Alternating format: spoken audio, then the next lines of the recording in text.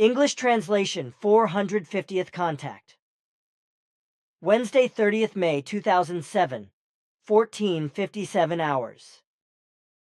Hello, Pata. You are indeed here already, dear friend. I was just having coffee when you called. I actually was not expecting you until Friday. Be greeted and welcome. You also be greeted, my dear friend. Yes, I come here today because this weekend is not possible for me. And Jana will be filling in for me on the proofreading when Bernadette finishes her last report. I am sure that will be the case, since the report is not extensive.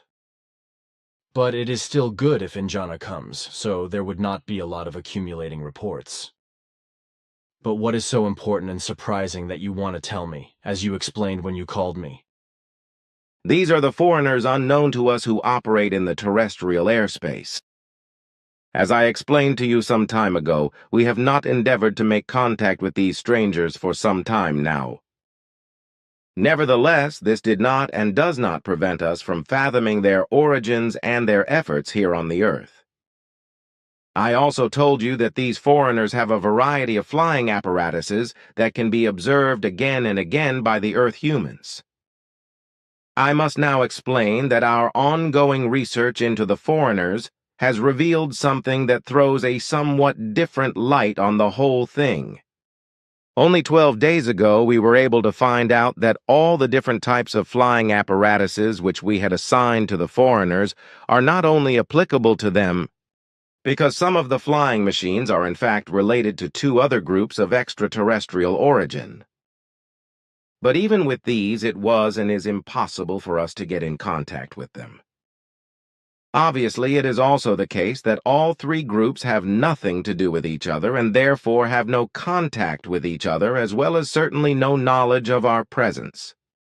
It is true that all three groups have technology which does not allow us to make contact with them, but we have found out in this respect that this is because their technical devices and equipment are not capable of receiving our signals. But it is also otherwise because the material alloys of their flying apparatus reflect our signals and do not reach their tracking devices. In addition, and we have recently discovered this again, the entire technology of all three foreign groups is far inferior to our technology, which means for us that we must exercise a certain caution because we cannot judge the attitude of the foreigners. The low level of technology of the foreigners is obviously the reason why they have not been able to locate us with absolute certainty, and the low level of technology is also a sign for us that they are not yet capable of contacts in high form, and therefore not yet able to contact us. According to their technology and evolution of consciousness, we have to assume they could not cope with our level of evolution of consciousness, which could lead to very dangerous reactions if contacts were made anyway. But as far as the three different groups of foreigners are concerned, it must be said that, according to our extremely intensive and precise investigations, they have no contact with each other and probably do not even know about each other. Various of our investigations point this out. And it is also absolutely certain that all three groups of these foreigners have no open contact whatsoever with any human being on the Earth, or have had such contact during the last 350 years or so. In this respect, we have carried out detailed investigations in the form of extremely extensive and precise research into the past, which has yielded no results whatsoever of any contacts between these three groups of foreigners for us and any Earth humans.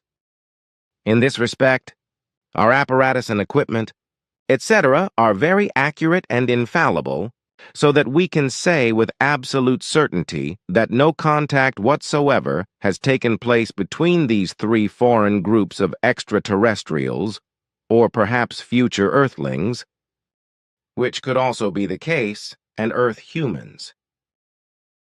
So, there are three different groups of extraterrestrial or terrestrial future ones here on our world besides you, who are wandering around.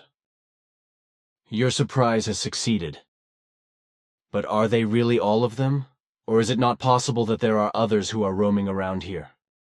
No, other Earth foreigners are certainly not here.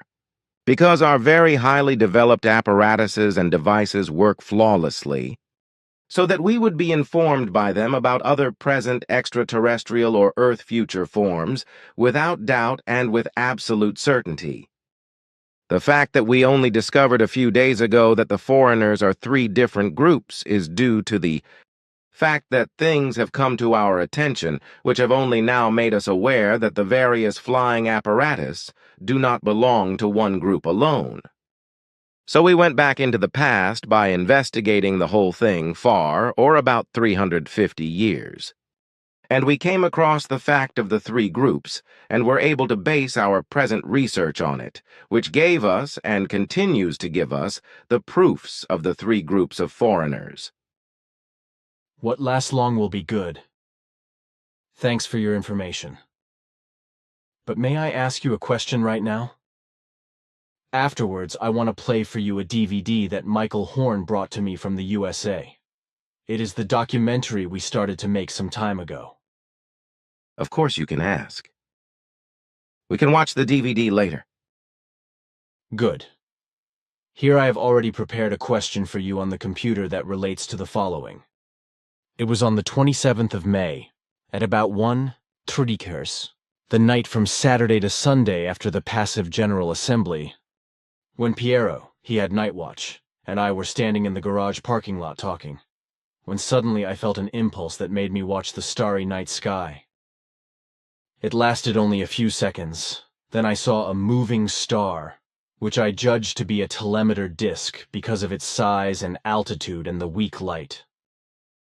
But I was wrong, because when I tried to make the light a little stronger, Florina came up and said that it was her flying apparatus. She briefly explained that she had observed the passive GA at the new location in Dusnang, recorded everything, and considered it admirably good. I said that it would be nice if she could send a greeting by lighting up her ship at the end of the day, which she found admirable. She promised him that she would do it immediately, which I, of course, immediately told Piero.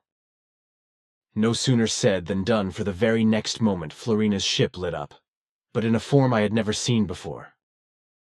It did not just shine in a round and small shape, but also quite big and bluish-white, shining and somehow shiny, as it seemed to me. I estimated the size of the illumination to be about 35 to 40 centimeters, whereby the light was clearly recognizable as the disk shape of the ship. Now I have the question why Florina showed up at all, since you said that you would not be observed for quite some time. Furthermore, I was surprised by the kind of light when the ship lit up. Can you explain that to me? Night sighting. It was after the Passive Assembly 2007, on my second night watch round, at 2:45 hours on the 27th of May, when I looked out the window and saw Billy going for a walk. Nothing special, because he often goes out for some fresh air at night. Later, as I continued my rounds outside, I met him on the way in the garage parking lot, exchanging a few words with him. Watching him, I saw him looking at the sky, which was not quite clear because you could see a few stars. But the sky was filled with haze and with scattered clouds. I was just about to turn to my night watch again, and so I went on. As soon as I had moved a few meters away, Billy called to me, "Look, Piero, a ship," whereupon I approached him again and looked into his line of sight to search the sky for a small flying, shining point. But at first I did not see anything at all. It was only when Billy pointed his finger in my direction that I saw it. To my astonishment, it was a relatively large spot of light high in the sky, moving northwards. At first I thought much too big for a satellite. Together we observed how the light spot on the vault of the sky moved its course. Suddenly I noticed it seemed to grow a little bit bigger, and at that moment Billy said, "Look, it is lit up." In fact, the flying object began to light up very strongly. It was a bright, oval, bluish-white light that the object emitted. The spectacle lasted for about 2 to 3 seconds, and then got smaller and smaller again, until it finally disappeared completely. Of course, I was quite impressed, because I have never seen such a big and bright light object before. In fact, it took me a few seconds to get my thoughts in order, after which I asked Billy if he had telepathic contact with the really very unusually bright flying object. He confirmed it to me and said it was Florina of the Pleiaren. Later he explained that Florina observed the passive meeting at the new location in Dusnang's TG on that day and recorded the whole thing as she told him. And when we saw her flying past in the night sky, Billy asked her telepathically for a little sign for me in the dark firmament, and indeed, she gave a uniquely beautiful performance, which was very impressive, not least because Florina had a new ship with which she could create different light effects than with the older models. I am very grateful to Billy and Florina for this new and beautiful experience, which I will never forget. Piero Petrizzo, Switzerland. What you tell me is familiar. Thereto the following. Florina was assigned on the 26th of May to observe the passive General Assembly at the new meeting place in Dusnang, and to record everything with various devices. After that, she had another job to do, which lasted until after midnight. According to this work, when she flew high above your center and watched it, she saw you and Piero standing on the square by the garage where you were talking. So, she made her flying apparatus light up faintly and sent you an impulse so that you could look up and see it. When you then sought to make the flying apparatus light up a little brighter, because you thought it was a monitoring device, she explained, heard what you just said, and then, at your request, made the flying apparatus light up brightly and extensively. And that you have never seen this shape, size, and intensity of light before, that is because it is a completely new flying apparatus with many innovations, including the type of light. This new type of flying apparatus allows us to use the recently launched Dimension Gate, as you call it, and which we have been calling it since its completion, as we have adopted your term. So with this new technology, we can penetrate into other dimensions and other space-time structures, and thus also move into the future and into the past. So, what do these new ships look like? The outer form has remained the same, only the entire inner technology has changed. And what about the dome structure that can be pushed up and used as both shower room and toilet? Is it still the same? I asked this question because Michael Horn asked me about the dome structure. How he knows about this extendable or retractable dome structure is not known to me, because I did not ask him about it. No, that has changed as well. Because the new aircraft have another upper level which can be used for various purposes, such as a small preparation room for food, and as a dining room and working room for research purposes. So 2 levels or 2 extendable or retractable floors. But that's certainly only true for ships of 7 and 14 meters in diameter, is it not? In the case of the ships with a diameter of only 3.50 meters, and the next larger ones over 14 meters, I cannot imagine an additional level that can be pushed up. Or am I wrong in this respect? Yes, you are mistaken about the larger flying apparatus. For the smaller flying apparatus with a diameter of less than 7 meters, there is no level that can be pushed up. There are 2 levels that can be pushed up only in the 7 and 14 meter diameter flying apparatus. But as I said, you are mistaken about the larger flying apparatus, because even those with a diameter of 21 to 28 meters have levels that can be pushed up, but only in a simple manner. All bigger flying apparatus beyond that do not have an additional extendable level, because they are big enough to accommodate all necessary rooms for all purposes without extendable levels. Although the extra upper level in the new ships is probably the same size as the lower level, I suppose. That is true. But let us watch the DVD now. There, that is it. Just put it in the holder so you can see everything on the screen. So, it is time. Go ahead. 1 hour and 45 minutes later. And what do you think? In my opinion, apart from the religious, sectarian, and counterproductive nonsense of the worshippers respectively, the preachers respectively, clergymen, the whole thing is quite acceptable. Counterproductive in relation to the mission is indeed the right word. The whole thing cannot be accepted in this kind and form.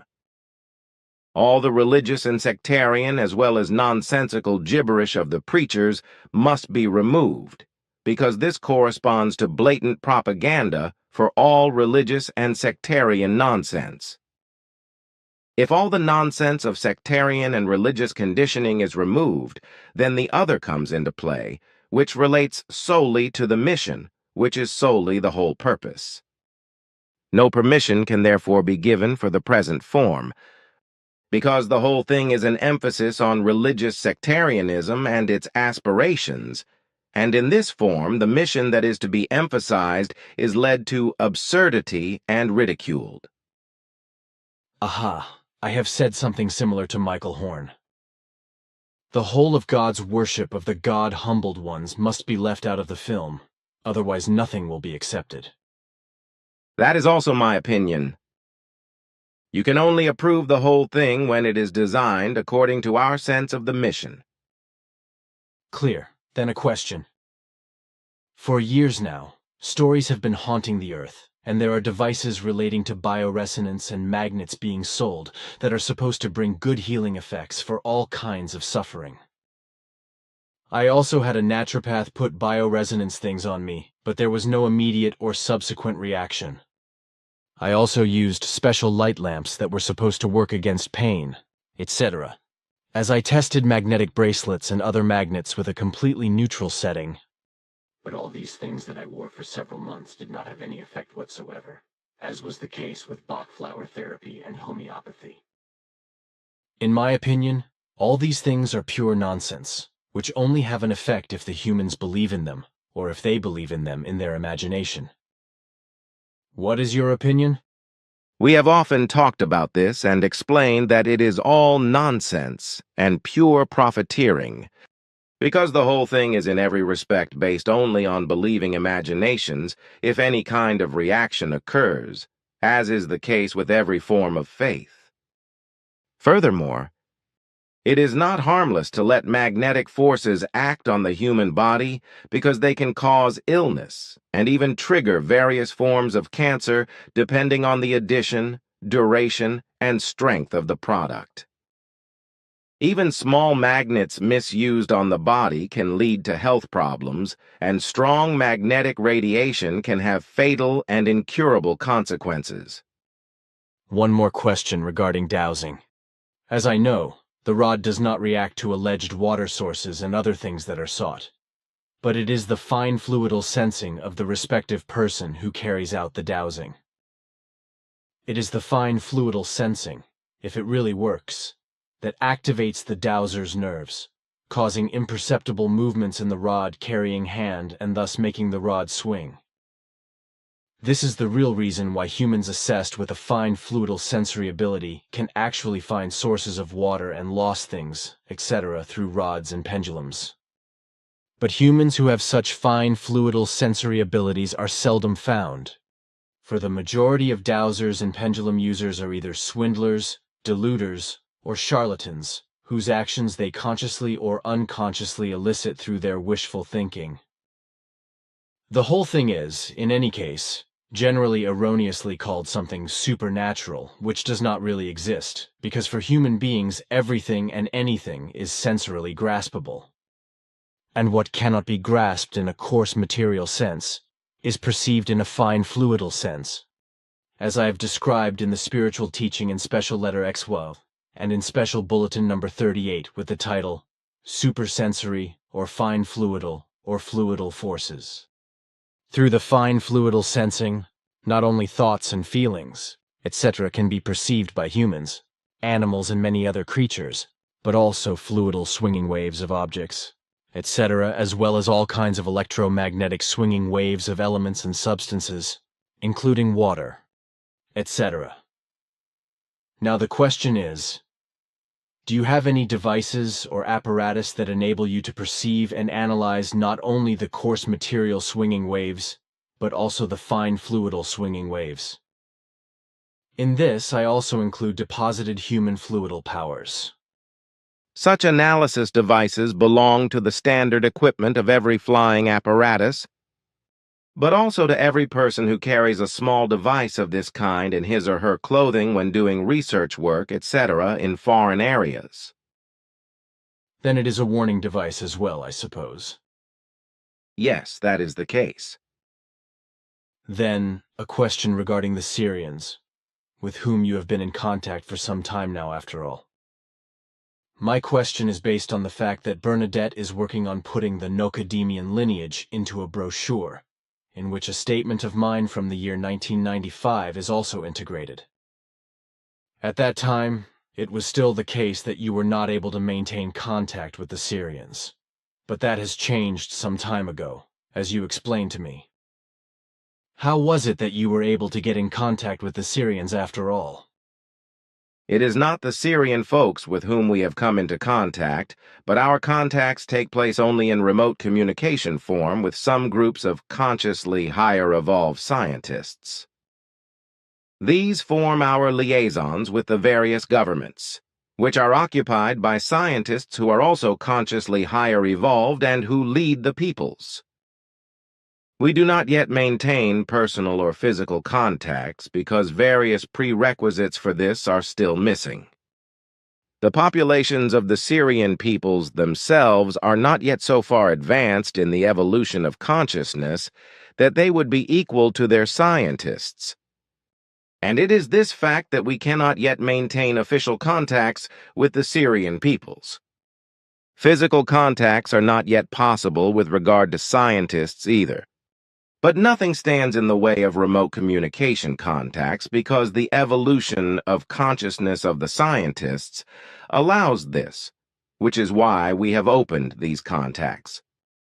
In the remote communicative wise, we have also appealed to the Sirians' rationality, so that the old persecution mania against those genetically manipulated by their primeval ancestors was abolished, which, however, had already been handed down only in ancient annals, but had long since been forgotten by today's Sirians and was only cultivated by a small group of fanatics who, like the neo-Nazis on Earth, for example, created and practiced their hatred from the old writings amongst themselves.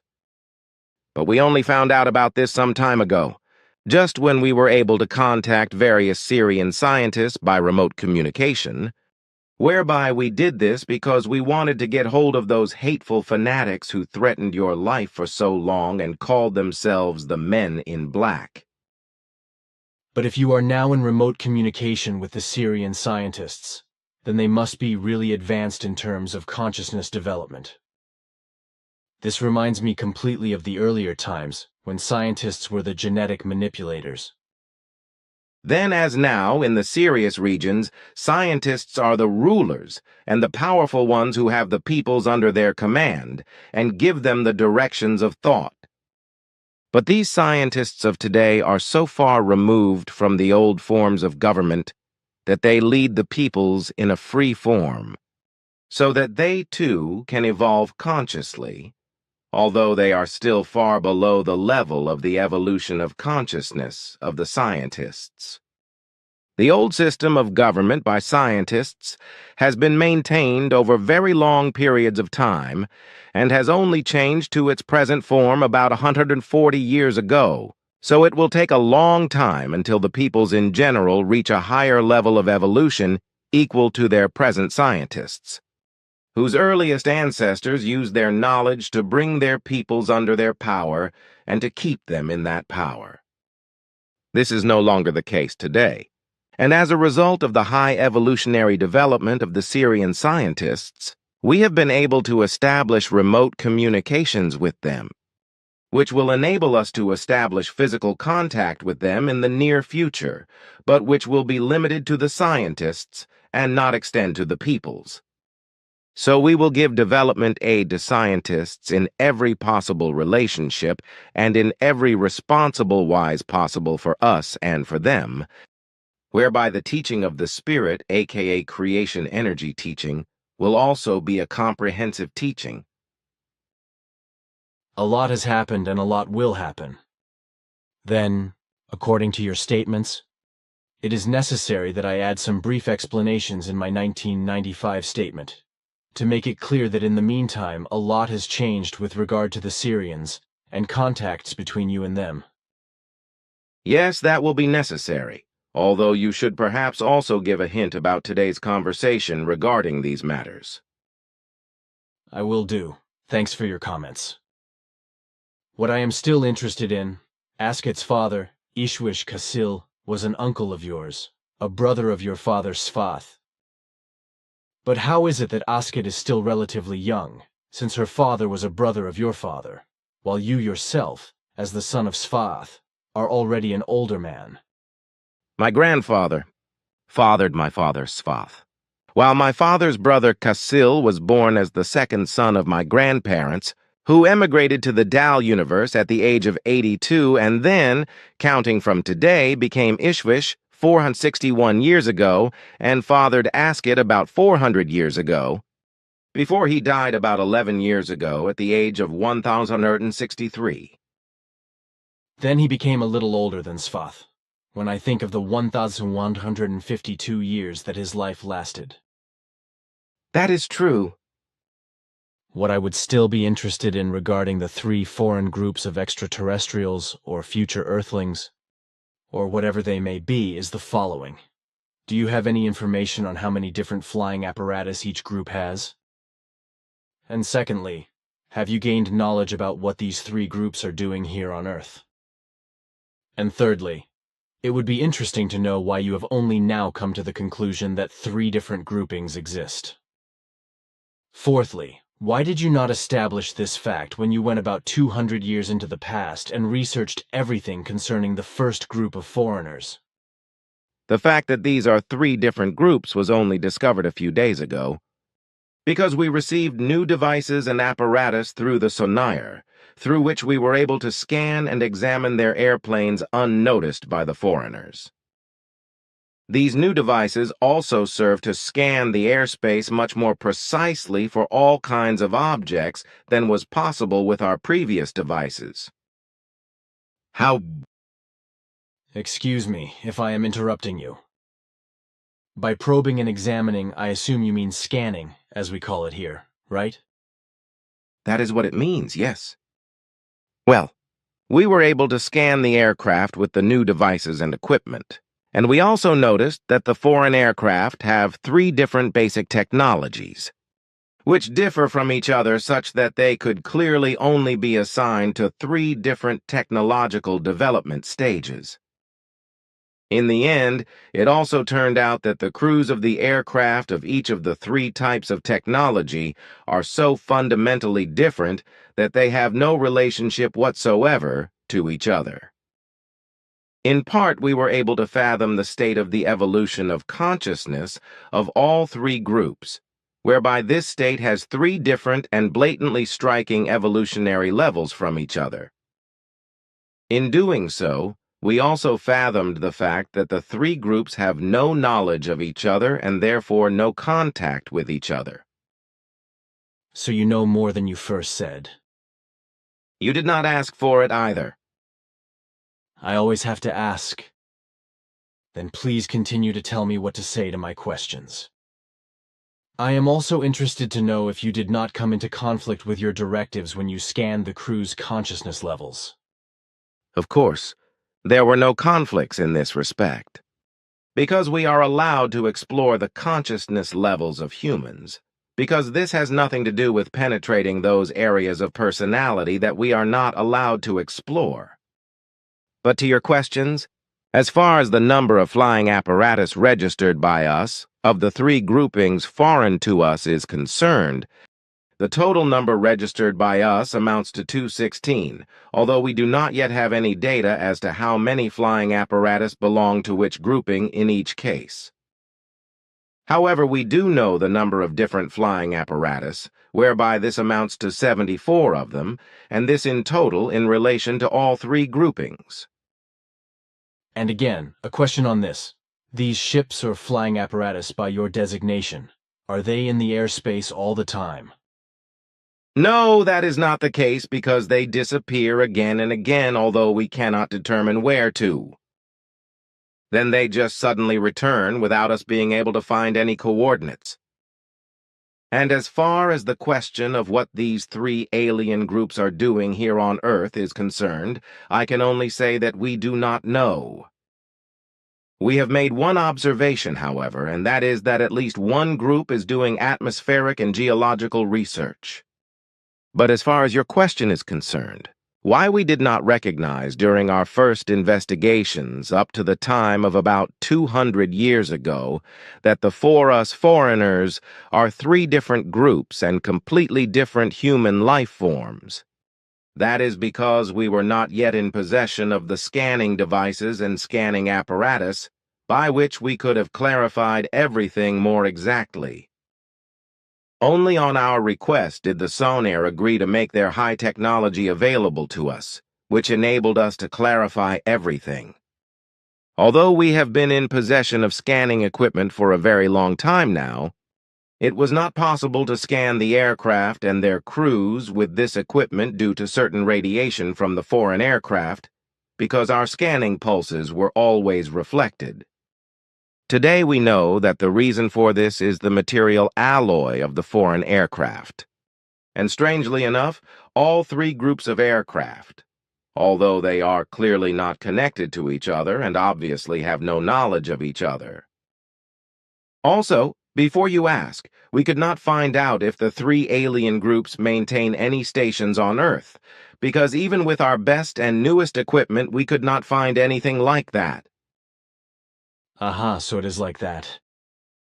It would be nice if I did not always have to ask first to get more details.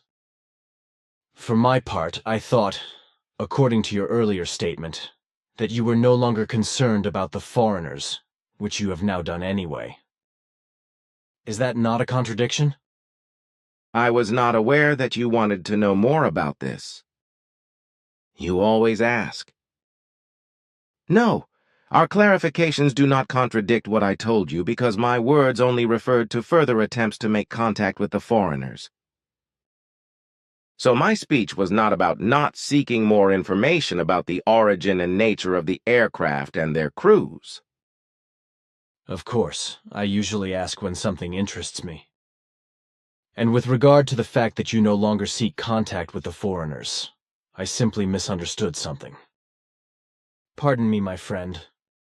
But while we are on the subject of questions, it is always said that the undamaged tomb of King Tut was discovered or excavated in 1922 by a sponsored English archaeologist named Howard Carter in the Valley of the Kings.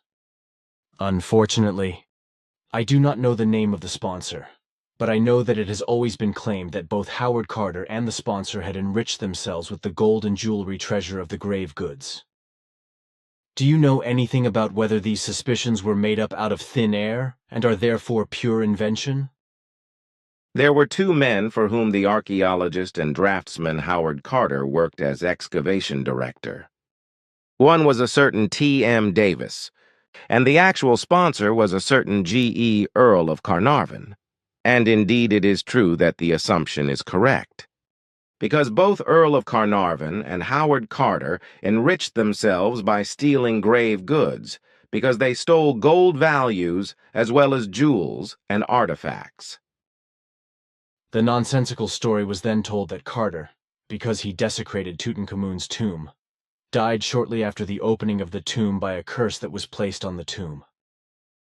In fact, a nonsensical story, because the man died of severe blood poisoning because he had contracted a deep infection when he injured himself with his razor. One more question regarding the letter to all governments and other world leaders. There are whole groups of prominent scientists, including Nobel Prize winners, who stubbornly claim that the whole thing with climate change is nothing more and nothing less than scare tactics and a lying story, where not a single word of truth is true. The truth is that climate change is a purely natural process that repeats itself practically periodically, as can be proved, for example, by analyses of layers of earth and ice that are brought to light from great depths. All this contradicts the statements of those scientists who speak in exactly contrary terms and present other research results, just as it contradicts your statements and explanations. I know that. The negators of the real truth practice an irresponsible know-it-all attitude based on sheer stupidity, ignorance of the truth, and irresponsibility. This is also the case when the know-it-alls call themselves scientists and boast of titles like doctor and professor. Of course, it is the undeniable truth that periodically drastic climate changes occur on the Earth and cause tremendous upheavals, which is in accordance with nature as well as with the sun's orbit and the activity of the planet and the sun's activity and cosmic influences. And the effects of these periodic climate changes are deposited as detectable traces in the Earth as well as in the ice of the glaciers and the Arctic and Antarctic. But what has been happening for some time now, as well as for the present and future, in relation to the climate and all the changes that result from it in all of nature, such as the tremendous storms, earthquakes, and volcanic activity, resulting in much disaster and death for humankind, all of the animals and the mammal world, as well as the most severe devastation and destruction, has nothing to do with the natural, periodic climate changes, etc. The truth is that the climate change, which was already initiated decades ago, currently exists and will degenerate much further, is solely caused and driven forward by the fault of earthly humankind. The true fault for the already existing climate catastrophe is therefore borne solely by terrestrial humankind, which through its irrationality has created a blatant overpopulation that can no longer be coped with by terrestrial nature and the planet. This is because this overpopulation has created infinite problems created by the need for a wide variety of goods and by the emission of toxic and climate-destroying emissions. The more numerous the earthly human population became, the greater became all the resulting problems by which the climate and nature are destroyed.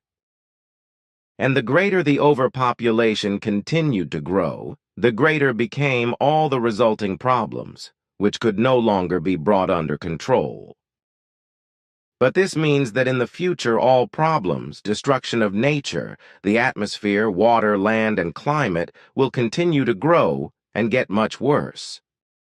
But the fact that irresponsible know-it-alls, especially the scientists with doctor and professor titles who are unaccountable in every respect of responsibility, still publicly present their nonsense and mislead earthly humankind with their stupidity, should be punishable because their actions are criminal.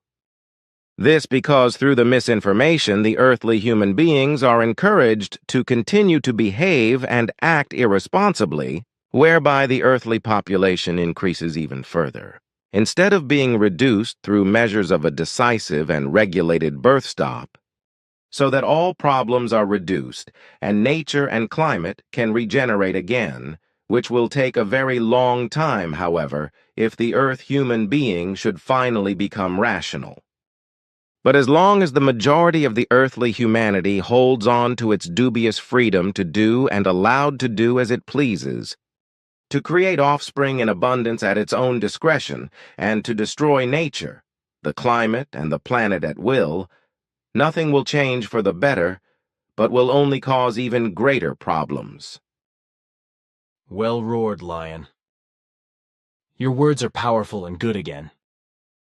I feel the need to publish your statement in one of the next bulletins. It must be said that all those irresponsible gentlemen, doctors and professors, etc., who call themselves scientists and deny the climate debacle, usually make a lot of money with their nonsense because they often work for industrial multinationals, etc., in a profit-making manner and produce untrue analyses for them by means of false climate models, which have nothing to do with the reality and truth. By trivializing and twisting the real truth, the industrial powers and many others, as well as the deniers of the truth, earn themselves, as you always say, golden noses. The industrial multinationals can thus continue to sell their massively overpriced products to governments, companies, corporations, and private customers. In the same framework, this also applies to all those who make horrendous profits by scaremongering about climate change. Because excessive exaggeration in this respect, as in the case of epidemics and diseases and racial hatred, etc., leads to obvious profiteering. The fact is that the climate change that is now occurring has only just begun quite naturally within the framework of the periodic cycle that is occurring, and this cannot be denied. However, the irresponsible, destructive influence of the Earth human with regard to climate change has since then amounted to about 75%. Whereby not only CO2 and CFCs are to blame, but also methane and many other toxic substances. And the fact is that the current climate change has developed to its present level in just a few decades, which is an anomaly without precedent, because every natural climate change takes place over hundreds and often thousands of years. However, due to the irresponsible and destructive intervention of humans in nature and in the atmosphere, an abnormal climate change has occurred within a few decades and has brought disaster to humankind and the planet, as is not the case with natural climate change. If the disaster conjured up by the Earth humans is analyzed, then many factors can be named that have caused climate change. It is not only the excessively produced CO2, the methane gas, the CFC, and all other toxic substances, but also the construction on green spaces, the breaking through of mountains, the hollowing out of the earth for gas, coal, ores, and oil, the damming up of rivers to form huge lakes, and enormous explosions that shake the structure of the planet, the pollution of the waters, the deforestation and destruction of rainforests, the poisoning of the atmosphere and the destruction of forests and floodplains for construction purposes, as well as the immense amounts of toxic emissions, etc., are also factors that play a decisive role in the destruction of the climate. This is true even if scientists and those responsible do not recognize these equally fundamental facts as evils. All in all, really everything together contributes to the whole evil. But in addition to all this, there are all the many other problems which, like everything else mentioned above, have been caused by the rampant overpopulation and are becoming more and more numerous and larger. Enormous problems, but which are not taken into consideration and not recognized in relation to the whole by scientists and those responsible for the world, and generally by the Earth humans.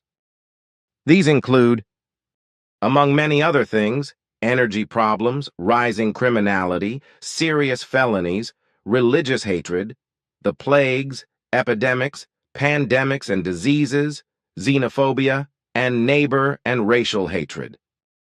Also the wars and uprisings, the greed for profit, the lack of drinking water, famines, the destruction of families as well as the loss of interpersonal relationships and the greed for wealth, sexual degeneration, pedophilia, degenerated leisure activities and life-threatening sports as well as fanatical enthusiasm, etc., must be mentioned. How right you are, but all the know-it-alls, self-important, ignorant, irresponsible, and irrational will not listen. But what I still want to ask, do you have any new predictions? This will unfortunately be the case, because irrationality and irresponsibility rule the Earth human. There are no unusual occurrences to report for the next few weeks.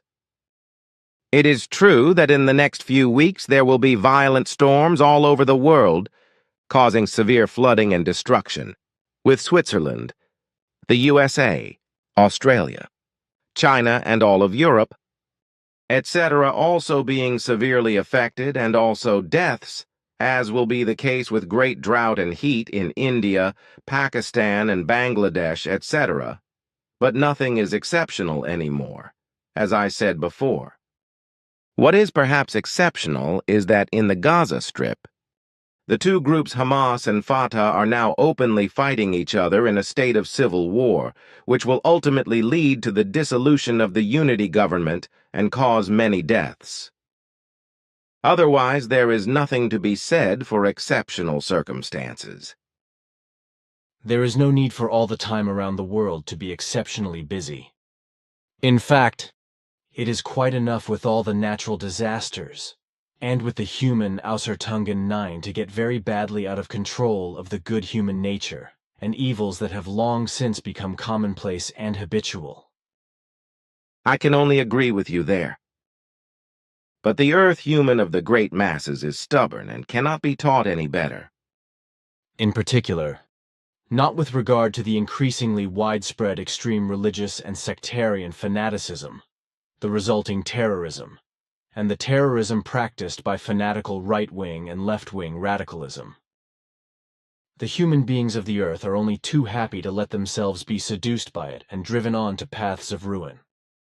But all the governments and authorities, along with the religions, sects and society itself, as well as blatantly violent and profit-greedy organizations, companies and corporations, etc., which are incapable of leading the human beings and creating orders that are far removed from coercion and violence, and from roaring injustice and greed for profit, also contribute to this. Yes, my friend, the whole thing is really like that. But as I said before, the earth humans do not want to be taught a better lesson and run into ruin. But now I have other duties to perform. Farewell, my friend. My next visit will be on the 13th of June. Sachlomi.